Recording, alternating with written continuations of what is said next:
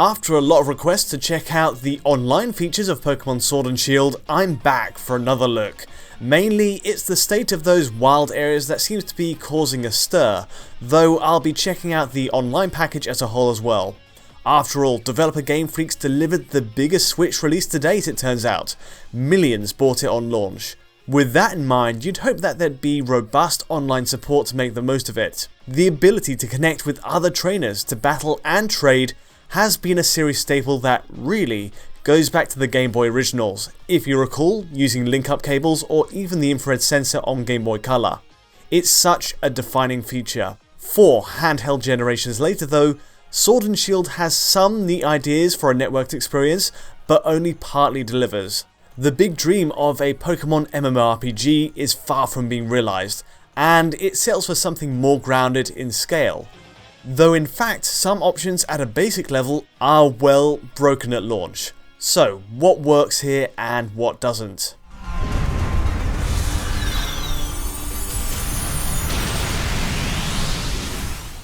The standout point for playing online is the wild areas, letting us roam freely with other players and Pokemon. It's not perfect, but here's what I really like about it. It's the way Pokemon appear openly in the grass. The way grass is rendered far into the distance, swaying gently to the wind. The way it's not just a simple flat stretch of terrain, and instead features rolling hills and rocky outcrops. With free camera control, it's liberating as a Pokemon fan to just, well, cycle anywhere in sight. From the stony wilderness to the Dust Bowl, each segment flows into the next. Every part is helpfully distinguished by weather states too, ranging from fog to dust to rain. The weather transitions are a bit sudden, a bit jarring if I was to nitpick, but it gives each spot much needed character. It also creates a kind of playground for instanced online interaction. I've spoken at length about the limits of Sword and Shield's visuals, the pop-in, poor image quality, and so on, but this is easily the most technically progressive part of the package. There are no loading times in between each area, everything relies on streaming assets in ad hoc. Indeed, in terms of pure design, it's the closest the series has gotten to MMO territory, even if the limit is 4 players maximum. If only then, this design ethos extended to towns, to show these human Pokemon trainers outside of these designated wild areas. That's not to speak on Switch's horsepower and the quality of its Wi-Fi while playing portable to make that happen, but it would have been a nice touch.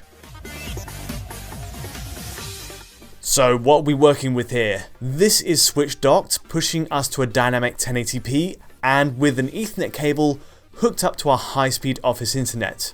It's the best case. I was curious to see what going online actually did though. Pokemon dens litter the wild areas, for example, marked by beacons of light that can be seen across the map. These are accessible without switching fully to the online mode.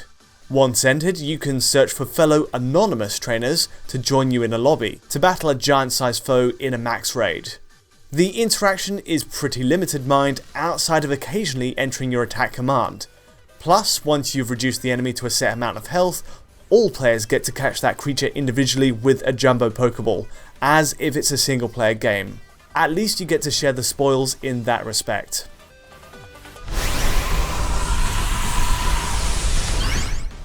It's a raid style experience then, and a big point for Sword and Shield. The wait involved to even get those players on board though, in my experience has often led to timeouts, though you can go to a kind of lobby via the stamps menu to find existing games. Without talking with those random players, it's also hard to strategize. Now that's obviously solved by the option to team up with your own friends, with team codes, which is where it comes into its own. Playing alongside friends against a common enemy is far more satisfying. Switch also definitely takes a step forward over 3DS with these battles, in producing bigger variations of creatures and increasing the volume of effects. Even with 4 trainers on screen, it seems well optimized.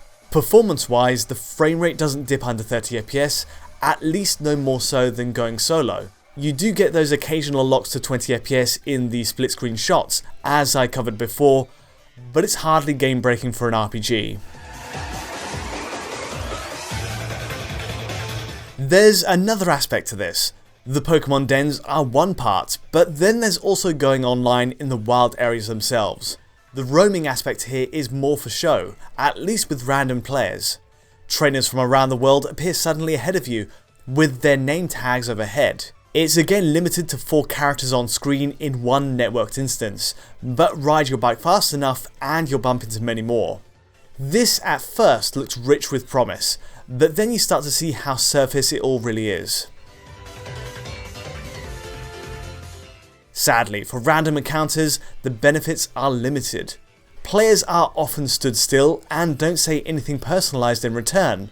Some cycle around the map and pressing A next to them cues one of 3 canned responses ending with an item drop. That's the extent of it. It's a shame that such a huge open space goes so unfilled, and when it does, these random players just pop in abruptly with little to add.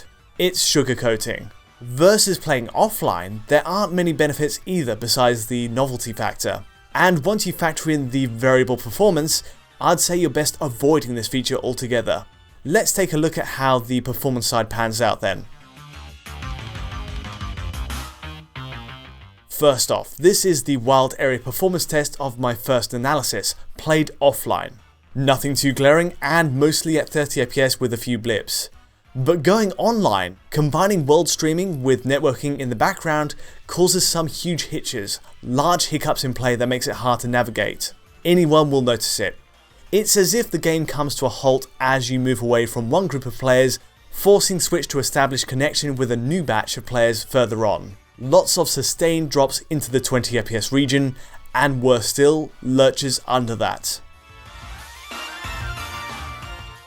On the positive side, despite the huge drops, the dynamic res system isn't really being pressed any further under a 1536 by 864 resolution. Image quality doesn't suffer in the middle of these big drops. But then, all signs point to this being a CPU bottleneck anyway, rather than a GPU one. Having a matchmaking process on the go in the background, scanning through the potential clients would be a tax on Switch's CPU. It's a shame it comes to this though, where simply riding a bike through the wild area just isn't much fun at all. Based on personal testing, it's also just as troubled while running in the portable mode. Which makes sense, the 1GHz CPU clock speed isn't changing either way, docked or portable. The only factor here which could make it worse as a handheld is Switch's Wi-Fi quality, which in my experience has issues with stability. My advice? Best to leave this online mode off. The gains aren't worth the sacrifices in frame rate.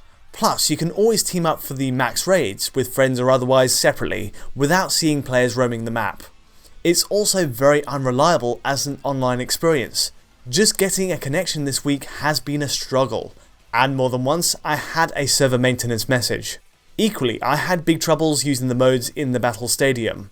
The options are decent, with casual or ranked matches and even competitions. It sounds great in principle. Unfortunately, even playing at 5 PM on a weekday, I just found it was hard to lock into a game. Not terrible in itself, but it takes ages to reach that conclusion.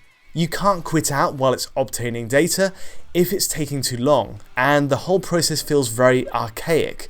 So with all that said, automatic matchmaking does seem to need work. The core tenets of Pokemon still stand then. Chopping out the global trading system is a massive shame given the continuity that gave fans of previous games, but item trading and battling when you do eventually connect are fine. In between the modes that are present though, there are flashes of brilliance. In the Victory Station for example, stats are compared across 100 samples, comparing sword and shield players against each other.